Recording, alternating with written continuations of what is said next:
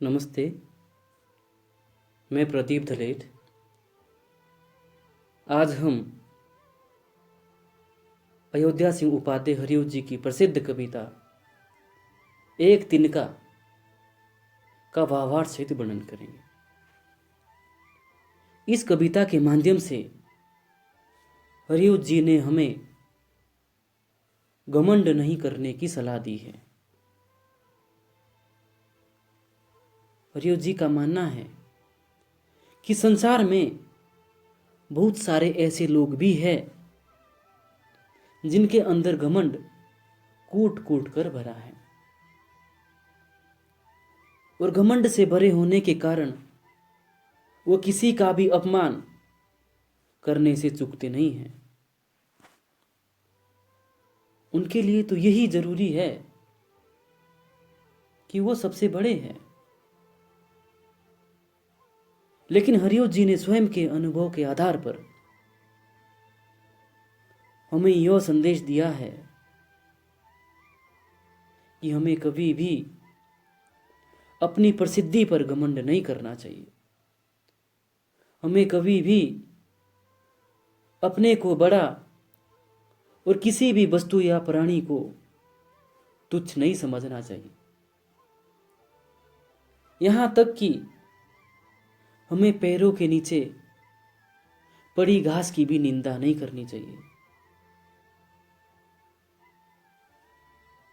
क्योंकि हमारा घमंड तोड़ने के लिए एक तिनका अर्थात घास का टुकड़ा भी काफी है। हरिओ जी कहते हैं कि यदि घास का छोटा सा टुकड़ा हमारी आंखों में गिर जाता है तो वो हमें बहुत कष्ट देता है। हरिओ जी भी अपने समय में बहुत घमंडी हुआ करते थे, लेकिन उनके घमंड को एक घास के टुकड़े ने ही तोड़ दिया और इस घटना से हरिओ जी ने सबक लिया और घमंड को त्याग दिया। अब हरिओ जी हमें प्रेम और सम्मान से रहने की सीख देते हैं।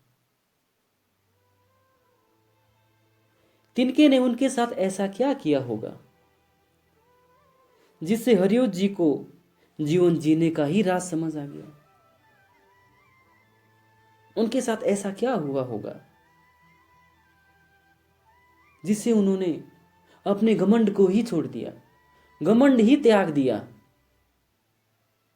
और साधारण जीवन व्यतीत करने लगे। वह हम उनकी इस कविता एक तिनका के माध्यम से स्पष्ट करेंगे। कविता इस प्रकार से है।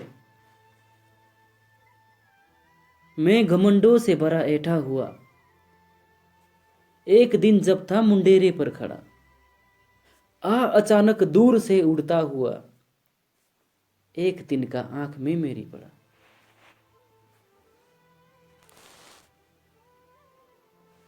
कुछ अपरिचित शब्द देखते हैं, जैसे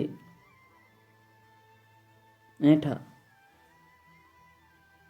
अर्थात अकड़,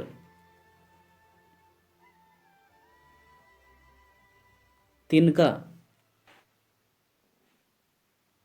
अर्थात घास का टुकड़ा,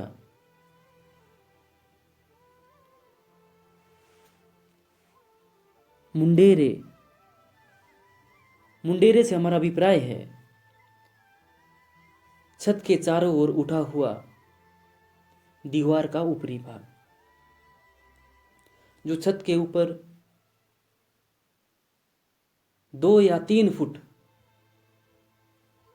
ऊंचा, जो ईंट से, जिसकी ईंट से चिनाई की जाती है,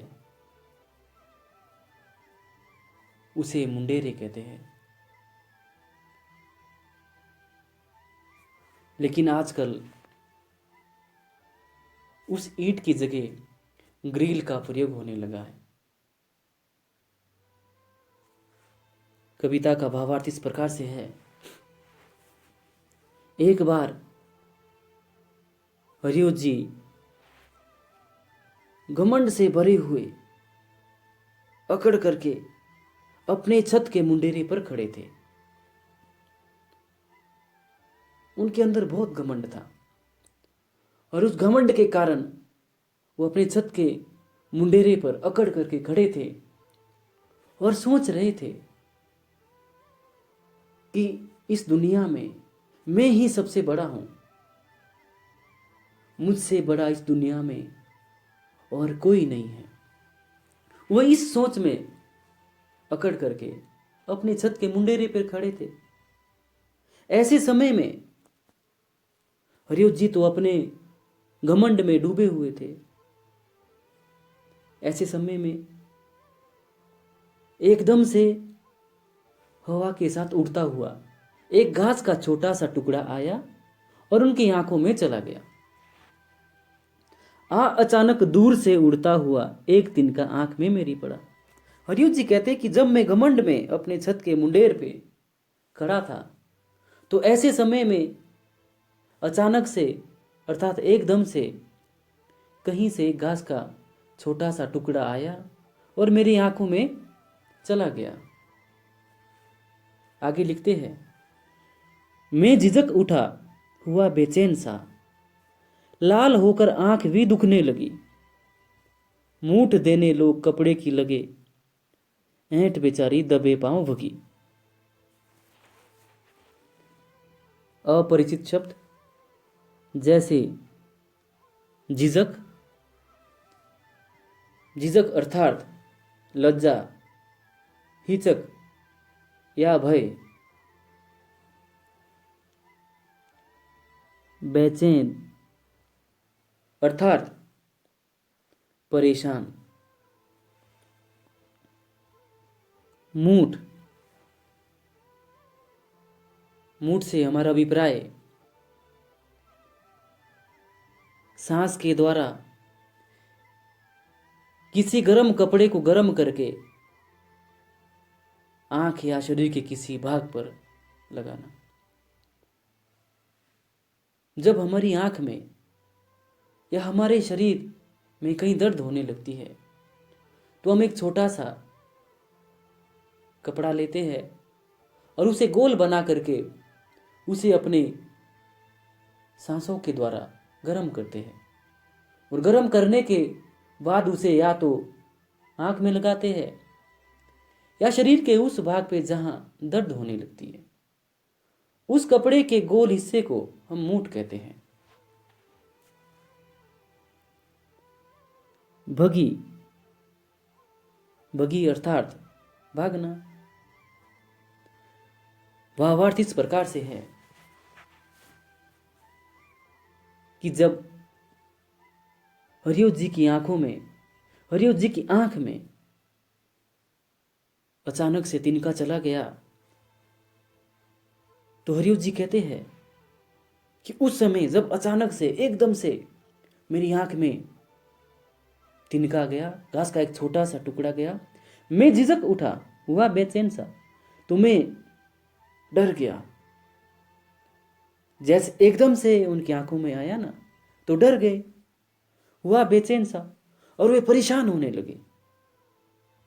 जैसे ही आंख में तिनका गया तो वो डर गए और परेशान होने लगे। लाल होकर आंख भी दुखने लगी और अपनी आंख को मलने लगे अपने हाथों से। और जब उन्होंने आंखों को मला, आंख को दबाया अपने हाथ से, तो उनकी आंख लाल हो गई। वो लाल होकर के उनकी जो आंख है वो दर्द करने लगी। दुखना अर्थात दर्द होना, आंख में दर्द होने लगा। और जैसे ही उनकी आंख में दर्द हुआ वो चिल्लाने लगे। मूठ देने लोग कपड़े की लगे, ऐंठ बेचारी दबे पांव भगी। अब जैसे ही हरियो जी चिल्लाने लगे तो उनके जो आसपास के लोग थे, उनके जो सगे संबंधी थे, जिनके साथ हरियो जी का या हरियो जी के अच्छे संबंध थे, जब उन्होंने सुना कि हरियो जी परेशान हैं, बेचैन हैं, तो वे लोग आए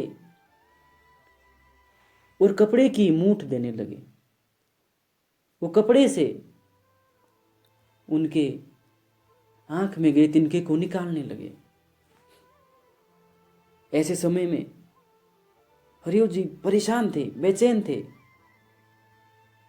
ऐंठ बेचारी दबे पांव होगी, और जो उनकी ऐंठ थी, जो उनका अकड़ थी, जिस बात को लेकर वो अकड़ रहे थे कि मुझसे बड़ा इस दुनिया में कोई नहीं है, तो वो अकड़ वो मानो हरियो जी से काफी दूर चली गई हो। दबे पांव भागना, चुपचाप चले जाना।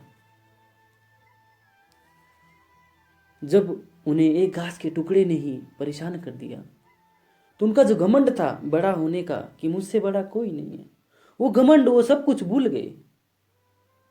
उसने उसी समय उस घमंड को छोड़ दिया, क्योंकि अब उन्हें लग रहा था कि मेरी तो घास के तिनके ने ही ये हालत कर दी है।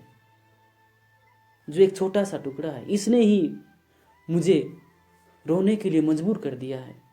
तो मैं घमंड किस लिए करूं? किस बात को लेके मैं घमंड करूं? आगे कहते हैं, जब किसी डब से निकल तिनका गया, तब समझ ने यूं मुझे ताने दिए। ऐंठता तू किस लिए इतना रहा, एक तिनका है बहुत तेरे लिए। हरियो जी कहते हैं, सबसे पहले अपरिचित शब्द अर्थात कठिन शब्द देखते हैं। जैसे ढब, ढब होता है तरीका, समझ, बुद्धि। हरियो जी कहते हैं कि जब वहां पे लोग आए और तरह तरह से मेरी आंख में गए तिनके को निकालने का प्रयास करने लगे,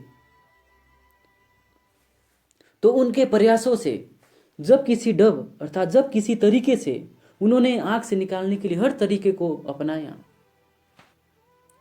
और जब किसी तरीके से उनकी आंख से वो तिनका निकल गया, वो घास का टुकड़ा निकल गया, तब समझ ने यूं मुझे ताने दी। तब मानो उनकी बुद्धि ने, उनके अंदर से आवाज आई, उनकी बुद्धि ने उन्हें डांटना आरंभ किया, उन्हें फटकार लगाना शुरू किया। उनकी बुद्धि मानो उनसे कह रही हो कि आप मुझे ये बताओ कि ऐंठता तो किस लिए इतना रहा, कि अभी तक जो आपने ये अकड़ दिखाई थी, जो ये अकड़ दिखा रहे थे, वो किस लिए दिखा रहे थे? आप मुझे ये बताओ कि जो आपके अंदर ये घमंड था, वो किस बात को लेकर के था? क्योंकि मुझे तो आप इतने वीर पुरुष नहीं लग रहे हैं। क्योंकि अगर आप वीर होते तो आप एक तिनके से नहीं डरते।